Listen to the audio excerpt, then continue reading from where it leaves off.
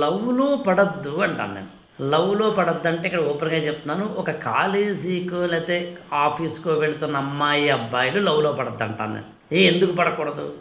లవ్‌లో ఉన్నంత వరకు నీకు బావుంటుంది.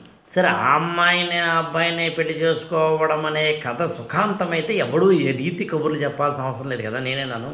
అలా కాకుండా ఏ కారణం చేతనైనా అది కనుక ఫెయిల్ అయితే, బ్రేకప్ అయితే, నాకు తెలిసి 3 రకాలైన కాంటెక్స్ట్‌లుంటాయి. ఒకటి మనిద్దరికీ బ్రేకప్ అయింది హాయిగా అని చెప్పి నీ రూట్ నువ్వు చూసుకో, నేను రూట్ నేను చూసుకుంటా అని చెప్పి ఎవరికి వాళ్ళు వెళ్ళిపోవడం.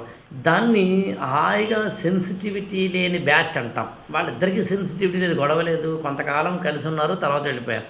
అలా కాకుండా రెండవ రకం తీసుకుందాం. వాళ్ళు ఏం చేస్తారంటే సింపుల్‌గా చెప్తున్నాను. కొంచెం డిస్టర్బ్ చేసుకుంటారు. నువ్వు నన్ను వదులుతావా? నేను నిన్ను వదులుతాను అని ఇగోకి పోతారు. అది బ్రేకప్ అయితే ప్రమాదమే కదా!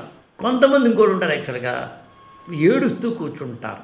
నేను ప్రేమించిన అబ్బాయి వెళ్ళిపోయాడు మొర్రో, నేను ప్రేమించిన అమ్మాయి వెళ్ళిపోయింది మొర్రో అని స్ట్రీట్ లైట్ కింద ఏదో ఎర్ర శాలువా కప్పుకొని బుజ్జి కుక్కని, గజ్జి కుక్కని పక్కన పెట్టుకొని కుడి ఎడమైతే పొరపాటు లేదోయ్ అని పాటలు పాడుకుంటూ కూర్చుంటాడు యాక్చువల్‌గా.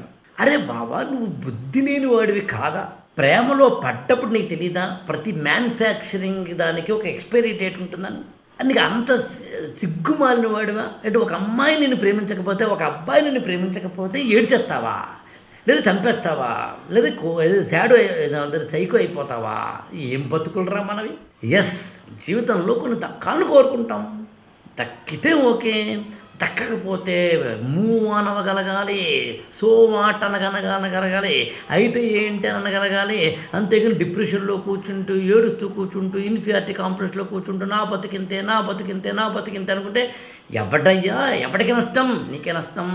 ఒక అమ్మాయి కోసం, ఒక అబ్బాయి కోసం నీ నిండైన జీవితాన్ని పణం పెడతావా? ఏదో అనుకుంటాం అని అనుకోగలిగిన వాడిక్కడ గొప్పవాడవుతాడు. ఇదే మెచ్యూరిటీ అంటాం దీన్నే. మన ఛానల్‌ని లైక్ చేయండి, షేర్ చేయండి, సబ్స్క్రైబ్ చేయండి.